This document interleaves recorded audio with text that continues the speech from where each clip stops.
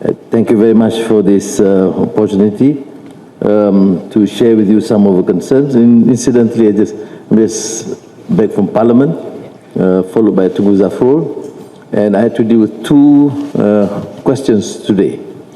One, BlackRock,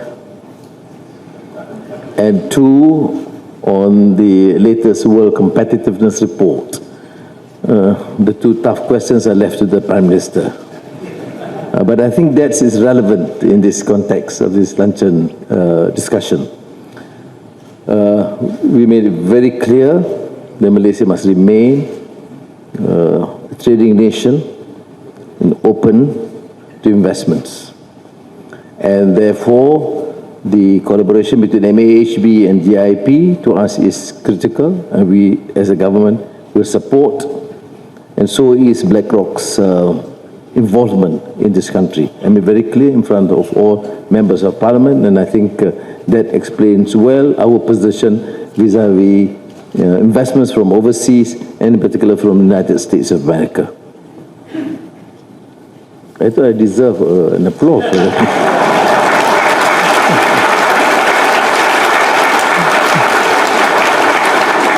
Possibly, most of you are not aware how sensitive and difficult and how the entire discourse has been so rancorous at the local level, particularly with the small by-election in Penang, that series of aspersions cast and allegations about our decision. So I used the forum in Parliament to give the facts and to say that we as a country has benefited immensely from investments overseas. And you know that although there is growing investments from Europe, particularly Germany and Netherlands, and so China, but cumulatively, I've said it repeatedly, that the United States is the largest investor into Malaysia. And we have, I'm coming from Penang, seen this phenomenal sort of increase in terms of investments from the United States, and the advantage accrued to us through transfer of technology and training and center of excellence. Even from the early days, Motorola, Intel, for example, have used Penang as a base, and Penang now has emerged as one of the major centers for semiconductor in the country, from back end to now the front end, and therefore we will have to respond very fast in terms of providing adequate training and expertise to our people. And I'm therefore here precisely to acknowledge that and thank you and for your confidence, and we appeal to you to give all the support necessary, and we will facilitate, not only facilitate, we accelerate the process. Anything goes wrong, blame to Zafrul.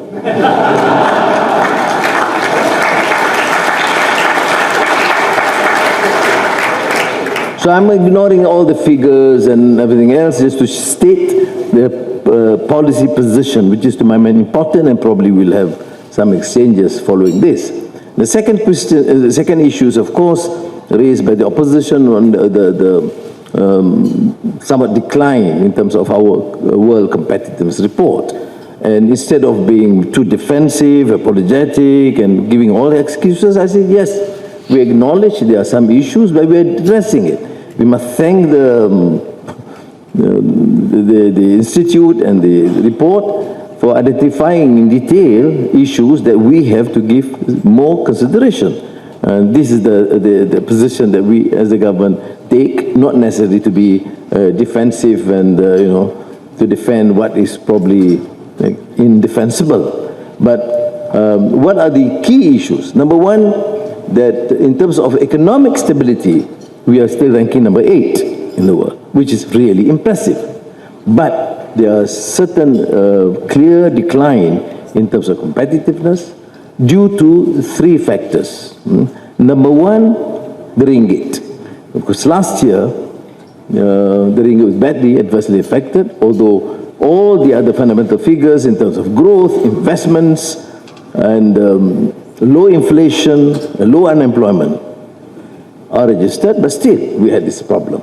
But fortunately, in the last few months, you see this change, phenomenal change, which means it is fair to say that one of the issues raised in the report, that the decline is due to the ringgit, now has been addressed. Now, second issue is, of course, this is the lack of clarity and commitment on the part of the political leadership on the issue of economic management, namely subsidy rationalization. Right, we just took over in November 2022. We have to navigate to ensure first it's politically stable, and it's important to my mind because we have seen a period of uncertainty, minor political turbulence. When I say turbulence, I'm not talking about Afghanistan or something, just, I should not name countries, I forgot, I'm Prime Minister. By the way, certainly there's a period of instability which is not attractive to investors in particular. So we have done. But political instability is by itself inadequate. It must follow through with clarity in policies. So the first 6 months of last year was just devising what is economic barani, the framework, how to attract investments, and the new industrial master plan, energy transition roadmap, and the need to emphasize or re-emphasize on food security, and of course digital framework. All these issues, digital transformation, energy transition, have to be crafted clearly because investors want to see clear policies and the determination and effectiveness of the government to ensure this is followed through concrete programs and facilitation. I use the term acceleration of some of these approvals. And that has been addressed now. Okay? Now, in terms of subsidy rationalization, of course, it's going to be grossly unpopular. It is popular to political analysts or economists. But we have to take time, we have to prepare the ground. And we have to show that we do care and concern. That's why in the first part of last year, I just made sure that all our schools, the dilapidated schools and poor lavatories must be addressed first. And the housing for our government servants and public housing must be given adequate attention. And of course, basic rural and infrastructure and those in the hinterland. Now, having obtained that sort of semblance of confidence, then we embark on more radical policies. So there is, of course, a subsidy rationalization by reducing tariff, electricity tariff. I mean, withdrawing for those very rich and also the more successful industries, which is not a popular thing to some of you. But I think, but still is reasonable, cheaper and more competitive to the prices throughout the region. Then, of course, even we have the subsidy for chicken, which comes to about 1.2 billion ringgit a year. We have to therefore withdrawn the sort of a cap of the price and making sure that we monitor effectively better production and as a result we have maintained the price structure and saved from the government purse 1.2 billion. From electricity tariff is 4.5 billion ringgit.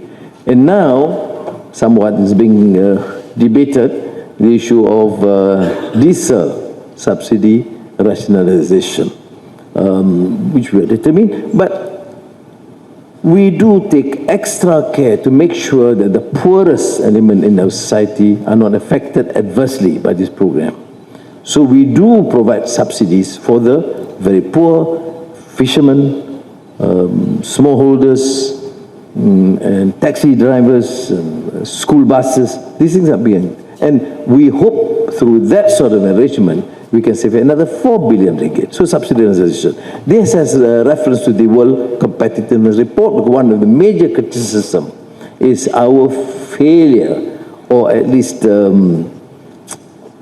lack of determination and commitment to undertake these some seemingly unpopular measures. But we did. All right. So, to my mind, that by itself would resolve the second major component of the criticism against the economic performance in Malaysia, and I hope, inshallah, next year we'll register much better report. Otherwise, you know how I would have to be forced to make some minor reshuffle in the cabinet. There's the only way to save the Prime Minister by making all right. And so I think the third issue relates to general economic framework. So I think I will address the two issues. BlackRock, because that will clear the air, that this country will not compromise on the need to work and encourage investors without this sort of prejudice and condoning or conceding to some of this, to me, some very unreasonable demands. Number two is the issue of our preparedness to undertake the necessary measures to make sure that we remain competitive and grow, because I believe strongly that Malaysia has this enormous potential to emerge as a very important economic giant in the region.